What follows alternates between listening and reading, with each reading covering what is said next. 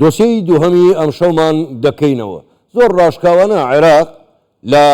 باسی سیاسی داگیرکاری تعریبکردن ئەوانە هەمووی واز لێدن دێنە سەر مەسەلەی ئابووری. بۆچی عێراق دەیەوێ ئابووری هەرێمی کوردستان پەک بخات، بۆ دەیەوێ بیرڕوخێنێ، بۆچی موچە و بودجەی خەڵکی کوردستان دەبڕێت، چ هۆکارێک لە پشت دەمایەوێ. ئەمانە کۆمەڵێک پرسن ئێمە لەگەڵ میوانەکەمان قسەی لەسەر دەکەین و زۆر ڕاشکاوانش هەوڵە دەین پرسیارەکانمان بکەین. میوانەکەمان زۆر بەڕێز کاک حسێن ئەحمەد مستەفا شرۆڤەکاری ئابووری ڕاستەوخۆ لە ستۆدیۆی ژووری هەواڵ لە لامان میوانە. کاک حسێن زۆر بەخێر بن، نەورۆزیشتان پیرۆز. زۆر سپاس بۆ بەشداریکردنتان لەگەڵمان لەم گەشتەی ژووری هەواڵی کوردستان 24. بە پرسیارێکی گشتی دەست پێ بکەین. بۆ خۆ دەزانی عێراق لە 2023ەوە بەو پارە زۆرە زەبەلاحی لەبەردەستیا بۆ هەچی بە هیچ نەکردووە. عێراق هەر بەرەو داڕوخان و داماوی قوڕبەسەری چووە، کەواتە عێراق بۆ دژایەتی ژێرخانی ئابووری کوردستان دەکات. بەڵێ نەورۆزی جەنابتان کوردستانیان پیرۆز بێ، ساڵێکی پڕخۆشی سەرکەوتن بۆ هەموو لایەک. لە ڕاستیدا دەستوری هەمیشەیی دەستوری بنچینەی عێراقی سێ تایبەتمەندی بە هەرێمی کوردستان داوە. تایبەتمەندی وەکوکیانێکی سیاسی، دەسەڵاتی خۆبەڕێوەبەری، تایبەتمەندی دارایی لایەنە ئابووریەکە. بە کورتی شێعەکان پەشیمانن لە فیدرالیەت، هەر جارە لایەنێکی ئەو تایبەتمەندیە بە ئاماز دەگرن. دەستوری عێراقی زۆر بەڕوونی مافە دەستوریەکانی هەرێمی کوردستانی چەسپاندووە. لە چیدا؟ لە مادەی 1 لە 3 لە 4 لە 9 تەماشاکە، لە 11 لە 12 لە 19 لە 20 لە 21 لە 40 لە 41 لە 42 لە 43. ئەو هەموو مادە دەستوریانە ئەگەر عێراقەکان شێعە بەتایبەت ناکە هەموو عێراقیەکان بیشیانەوێت لە فیدرالی پاشگەز ببنەوە، پرۆسەیەکی ئەوەندە ئاسان نییە. دەبێت بە ئاشکرا بڵێن ئێمە دەستورمان ناوێ وڵاتێکە بەو مەزاجە بەڕێوەی دەبین کە خۆمان دەوێت. بابینە سەر کڕۆکی پرسیارەکەت. بۆچی کاتێکە کە تو ئەو تایبەتمەندیە مافە دەستوری هەرێمی کوردستان کە پەیوەندی بە ڕەهەندی دارایی و بودجە و ئابووری کوردستانە بە ئامانجی دەگری، لە هەیبەتی کیانە سیاسیەکەی هەرێمی کوردستان ئەدەیت کە وە کێشەی زۆر زۆر گەورە دروست دەکات لە داهاتوودا. باوەڕتان بێ نازانم، ینی من 2-3 هەفتە لێرە پێش لە بەغدا بووم، کاتێککە لە مەتاڕی هەولێرەوە سەفەر دەکەیت، لەوێ سەفەرمان کرد، دەکەیتە بەغدا تووشی شۆکێک دەبی. ئەوە با تۆمارکەن با سبەین بیدەنە دەسەڵاتدارانی عێراق. کە دەگەیتە ناو بەغدا تووشی بێئومێدیەک دەبی کە لە سەردەمی دیکتاتۆری پێش و ئەوەی بۆ کراوە ئاوەدانێکی پێوە دیار نییە. یعنی ترافیک ئێمە سەرسام بووین، گروپێک زانکۆکانی هەرێمی کوردستان و زانکۆکانی عێراق قۆهەنە بۆ ڕاهێنانێکی نێودەوڵەتی لەوێ بووین. ترافیک نییە، تەماشاکە سەرسام دەبی. ئەو هەموو ژمارەی ئۆتۆمبیل بە ژمارەی هەرێمی کوردستان پرسیارمان کرد ئەو هەموو ژمارە چۆنە؟ ئەڵێ ڕۆتین ئەمە نەزۆرە، ئێمە بێزارین لە هەرێم بە چەند سەعاتێک ئەو هینانە دەکەین. باشە عێراق ینی پرۆژەیەکی دەوڵەتداری پێشکەوتنی نییە بەداخەوە. ینی ئەگەریەوە هەیە مەترسی زۆر گەورەتە ڕوبەڕێ وڵاتە ببێت لە ڕووی دارمانی ئابووریەوە. مەبەستە زۆر باڵە. باشە کاک حسێن، هەموو لایەک باش دەزانین پرۆژەی هەژماری من یەکێکە لە پرۆژە ئابووریە پێشکەوتووەکان، ینی بە تەنها کاری پرۆژەی هەژماری من ئەوە نییە موچەخۆر بچێ بەس موچەکەی ڕابکێشە ڕێک بە پێچەوانەیەکی کار دەکەی عێراقە کە بەس بۆ موچەیە ئەمە کۆمەڵی خزمەت گوزاری تری لە خۆ گرتووە. عێراق بۆچی دژایەتی پرۆژەی هەژماری منیش دەکات؟ پرسیارەکەتم زۆر پێخۆشە. بەراوردی دەکەین بەو ئەو چەمکە نوێی تەوتین بەبانکردن و ئەوەی ئێستا باسی هەژماری من بۆ زانیاریتان بەرنامەیەک بە سیستەماتیک بەرنامە ڕێژی کراوە لەو پرۆژەی هەژماری من بدرێ. با من ڕوونی بکەمەوە. یەکەم جار لەوەی کە دادگای فیدرالی بڕیارەکەی داوێتی لەکوێدا لۆژیکی نییە، پراکتیکی نییە و لەکوێدا دژی دەستورە. تۆ تەماشاکە، یعنی بەداخەوە خەڵکی ئێمە کەوتونە بارودۆخێکەوە. ئەمڕۆ هەرچی لە بەغداوە بترێت تەییدی دەکەن لە ئەنجامی جا ئەدایی هەندێ بەرپرسی خراپە بەڕێوەبردنە لە ناوچەیەکی دیاری کراو کە ئەمە زۆر زۆر مەترسیدارە. کاک حاکم پرۆسەی بە بانکردن ئەوە نییە هەژماری بۆ بکەیتەوە کارە ساتەکە لەکوێوە دەست پێ دەکا لەوەی کە هۆشیاری بانکیت نەبێ زیاتر هەرێمی کوردستان کە بە بانکردن زیاتر لە 5,000 ATM مەشینی دەوێت ئۆتۆمەیتیڤ تێڵە مەشین ئەوەی خودکارە پارەکەت دەداتێ بانکەکان ئەوانەی هاتوونە ناو هەژماری من 5 بانکە زیاتر دەکات ئامادەن لە هەنگاوی یەکەمدا 6 میلیۆن دلار ئستثمارکەن و بیخەنە ئەو جیهازانە بکڕن باشە لێکدانەوەیکی زۆر نامەنتقی دەکرێت دەڵێن چێ دەڵێن هەر موچەخۆرێک 2500 لێ دەگەڕێتەوە زۆربی ئەوەندەی کە هەموو مانگێ 5 ملیار دیناری ئەمە پرۆسەی گەوزاندنی خەڵکە لەبەرچێ ئەم پارە بۆ بانکەکان نییە سەرمایە گوزاری ژێرخانی تەکنۆلۆژی بانکەکانی پێدەکرێت پرۆژەی بە دیجیتال دیجیتالی چی دەگەیت باوردەکاریەکەت بدە باوردەکاریەکەت هەردوو لای باس دەکەیت باشە فەرموو بۆ ئەوەی کاری بانکی موچە جموجۆڵی دارایی لە هەرێمی کوردستان لە هەر وڵاتێک ببێ پێویستی بە ژێرخانی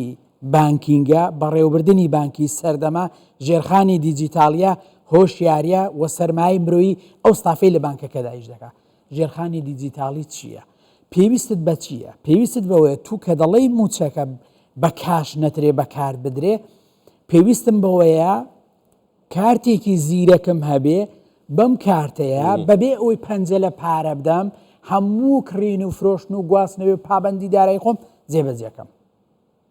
باشە جا ئەو کاشەی کە پێویست بە هەندێک جار لە نزیکترین خاڵی ATM مەشین دەری بکەم باشە ئەمانە لە خۆوە ناکرێن بەکردنەوەی هەژمارێک ناکرێن بەڕێزان 5,000 جیهاز دەبێ بکرێت سەرڕای ئەوەی کە پۆینتی پارەدانی دیجیتالی دەبێت لە سۆپەرمارکێتەکان هەبێ ئەوەی حکوومەتی هەرێمی کوردستان دەستی پێکردووە بۆ ئێستا نییە بۆ 10 ساڵیکە نییە بۆ ئەوەیە کە قەیرانێک دروست بوو دەزانی عێراقەکەی دەتوانێت موچەبدا ئەو کاتە دەتوانێت موچەبدابێ هەرێمی کوردستانیشەوە کەنەوت بەرز بوو کەنەوت تا ئێستا ببوورە مامۆستا هەر بە سیولە کار دەکەن ینی هەر بە کاش کار دەکەن بەڵێ ئەم پرۆژەیە کە بیری لێکراوەتەوە من ئێستا تێبینیەکان لەسەر پرۆژەی هەژماری من باز دەکەم کە دوو سەرنجم لەبارەیە هەیە ئەم پرۆژەیە بۆ ئەوەیە کە کاتێک ئێمە پارێک کاژیشمان نەبوو ژیان نەوەستێ چۆن کللتورێک دروستکەین خەڵک هۆشیار بێ بەبێ ئەوی پارەی لە دەستدابێ بەم کارتە بکڕێ بفرۆشێ هەموو پابندێکی تەنانەت کرێی گواست پارەدانی هەموو شتێکی ئەگەر ئەو هۆشیاریەمان جێبەجێ کرد با کاشمان هەر لە دەستدا نەبێ هەمووی متمانەیە کرێدتێکە ئەلکترۆنیە لەسەر ئەو ڕقەمە بۆ ئەو ڕقەمە باشە ئەگەر عێراق دەیەوێ خۆ لەژێر ئەو ئەراجی بڕیاری دادگا و چارەسەرێک بدۆزێتەوە ناتوانێت ئەو بکە بە هەر بانکە حکومیەکان 3 بانکمان هەیە بانکی ڕەشیدمان هەیە ڕافیدەیمان هەیە بانکی دیجارە عێراقیمان هەیە تیبێمان هەیە با ئەوانە خاڵی وەسیت بن بەشە بودجێ هەرێمی کوردستان لە ڕێگەی ئەو بانکەوە ئەو 3 بانکەوە بۆ هەرێم بگوازرێتەوە بەڵام چۆنیەتی گەیاندنی بە موچەخۆرانی هەرێمی کوردستان دەبێت دەسەڵاتی هەرێمی کوردستانی تێدا بێ ئەگەر تێیدا نەبێت یعنی بە ئامانجگرتنی ئەم کیانەیە و هیچ شتێکی لە سەرۆک وەزیرانی عێراق لە بری منوتەوە وتی ئەمە هەڵوەشانەوەی هەرێمی کوردستانە دێمە سەر ئەوە ینی بەڕاستی ئەوە ڕای کێشان بۆ دوو پرسیار بەڵام بە لە پێشە بێمەوە سەر ئەو پرسیارەیە ینی بە خۆ دەزانی بە حساب عێراق فدراڵە ینی دەوڵەتێکی فدراڵە حکوومەتی عێراقی هەرێمێکی فدراڵە ئەوە ڕای کێشان بۆ ئەو پرسیارەتەوە باشە لە چۆی دنیا هەیە هەرێمێکی فدراڵ وەکو موچەخۆری وەزارەتی دارایی حکوومەتی فدراڵ بێ ینی ئێستا ئەوەی ئەوانیانەوێ موچەخۆ ینی هەرێمی حکوومەتی هەرێم ببێتە موچەخۆری وەزارەتی دارایی لە چۆی دنیا ئەمە هەیە کاک حاکم ئەمە بەڕاستی گاڵتە جاڕی پرسیارەکەتم زۆر بەلاوە گرینگە باوەڕتان بێ حکوومەتی هەرێم بەرپرسانی ئێمە خەڵکی ئەم نیشتیمانە خەم خۆرانە بەگژ ئەم پلانەدا نەچنەوە مەترسی گەورەتر سەر هەڵدەدا باکێک لە مەترسیەکانت بۆ باسکەم باشە بێنە بەرچاوی خۆت خەڵکی هەرێمی کوردستان لە ڕێگەی ئەو بانکانەوە ڕاستەخۆ لە بەغداوە پارەی بۆ دێ ماف و ئەرک هەیە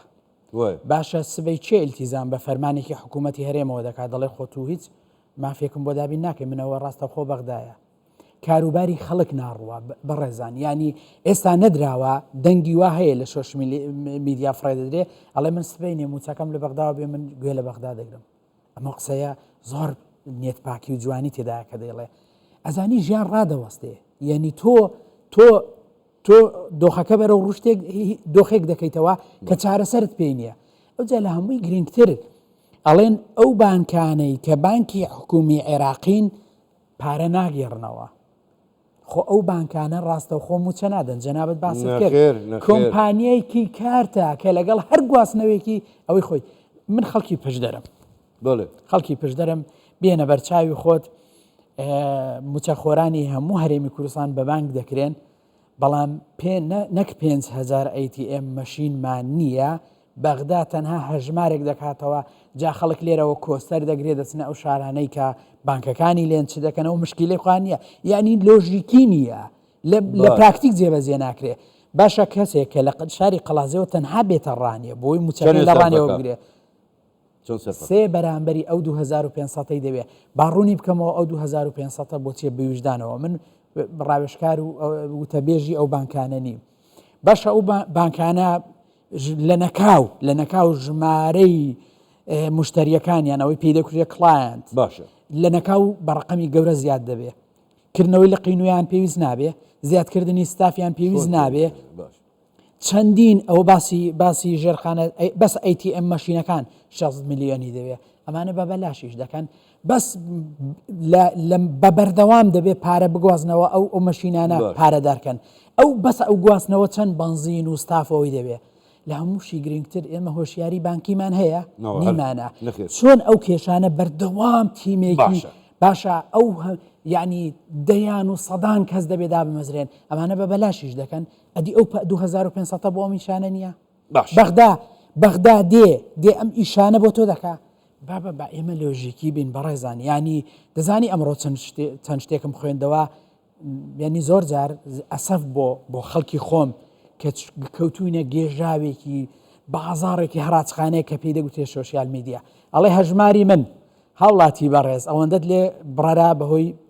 بۆ پارەی ئەوەندە بە یاسا هیچ کەسێک بۆی نییە پارە 1 سنت لە هەژمار دەوێت بەشێکە لە ئەجێندای داگیرکاری بۆ خۆ دەزانی ینی ئەو بڵاوکردنەوەی ئەوانە دەزانم هەم کاتمان کەمە هەم پرسیارت دوو داواکاری من لە سەرپەرشتانی پرۆژەی هەژماریم یەکەمیان کمیونیکیشن پێدانی زانیاری زیادکردن و ڕوونکردنەوە زیادکەن لە تێگەیشتێکی کەم هەیە دوو پرۆسەکە بەڕاستی دەبێت خێرا بکرێ زۆر هێواشە لە کاتێکدا ئێمە کاک حاکم ئێمە بایۆمەتریمان هەیە داتا لە بەردەم داتای حازرمان هەیە کاکسێن ینی کاتم زۆر کەمەوە من داوای لێبوردن لەکەم بەس یەک پرسیارە لام دروست بوو بەڕاستی هیوادارم ینی برادران لە کۆنتترۆلی پێم دەڵێن کاتمان نەمەوە بەڵام ئەم پرسیارە با هەر بیکەین باشتر ئێستا لە بانکی تیجاری یعنی ئەوەی کە چوو بێ لە بانکی تیجاری پارە ڕابچێشێ ئەگەر لە خۆی لە شارێکی کە هەیبێ لەوێ 5,000 لێ بڕن لە بەرەوەی هەر بانکی تیجاریشە با لەوە گەڕێم ئەوان باسی بانکی ڕافیدەین و بانکی ڕەشید و ڕافیدەینەکەن هەردووچیان لە لای ئەمریکاوە گومانیان لەسەر ینی دوو بانکی گوماناوین یاخود با بڵێن دەستپیسن بە کورت و کرمانجی پارە سپیەکەنەوە خێرە عێراق داواکە خەڵق لەو دوو بانکە هەژماری هەبێ بۆ ئەگەر بە کورتیش وەڵام بدەیتەوە من باوەڕتان بێت لەوە خراپتر ئەمریکا وەزارەتی گەنجینەی ئەمریکی بانکی یەدەگی فیدرالی داو دەستگاکانی ئەوەی پەیوەستن بە غەزێنەی ئەمریکی هەموویان تێبینیان لەسەر بانکی ناوەندیش هەیە راپۆرتێکی ئەمریکی هەیە دەڵێ لە ساڵی ئەوەندە تا ئەوەندە CIA زۆر مەترسیدارە بڵاویش بۆتەوە مانگانە مانگی وا هەبووە 800 میلیۆن دۆلار لە بانکی ناوەندی بەبێ وەسڵ دەرچووە کە بە ئینگلیزی پێی دەگوتێ مەنی فلاین فرینی پارە بەبێ وەسڵ ئەوانە بەڕێزانە مە هەمومان ئەو ڕاستی دەزانین خەڵکی مەش دەزانێ بەڵام لەبەرەوەی تۆ کارەساتە لەبەرەوەی لە بەرپرسێک رازینی لە ئەدای ناوچەیەکی کارگەڕی رازینی بچی خۆت ڕوبەڕووی ئەو مەترسیە بکەیەوە ئەو هەموو پێشکەوتنە نەبینی باوەڕتان بێ ئێمە لە بەغدا بووین ئەڵێن ئێوە ستەیرمان پێدێ چی جوانی ئێرە هەیە داوا بکەن بەغدا ئەوەتان کە ئەمانە زۆر مەترسیدارن هەنێکی بەرارێکی عقلانینی عاتفیە هیوادارم خەڵک لەو ئەگەر مەسەلا گەندەڵی بێ ئەمن هەرگی سەرۆک وەزیرانی حکوومەتە نەیگوتووە گەندەڵیمان نییە پرۆژەی چاکسازیشی بۆ ڕاگەاندووە دزی سەدە کردی لە چۆ کرا خۆ ئێستا ئەوە یەکێکە لە مەسئولەکانێکی کار یعنی دزە گەورەکەی سەدە با لە کۆتاییدا شتێک بڵێم ئەوانەی کە لە شۆشی میدیا دەبێنەوە من موچەخۆری هەرێمی کوردستانم پێویستم بەڕاتە بە تەسیریشی تێکردوم بەڵام ئەوەی کە ئەمڕۆ شەقامی پێ ئەوە دەکرێت وەکو کارتێکی فشار لۆژیکی نییە تەنانەت ئەو بانکانش ناچنە ژێرباریەوە ئەو بانکانە ئامادە نین ئەوەی کە دەکرێت پرۆسەیەکی لەوێش مەسرەفی زیاتر دەبێت بەڵام خەڵکی ئێمە کەی ئەو ڕاستیە دەبینێت کاتی زۆری دەوێت بەداخەوە زۆر باشە زۆر بەڕێز مامۆستا حسێن ئەحمەد مستەفا شرۆڤەکاری ئابووری گەلێ سوپاس بۆ بەشداریکردنتان لەگەڵمان سوپاس بۆ ئێوە.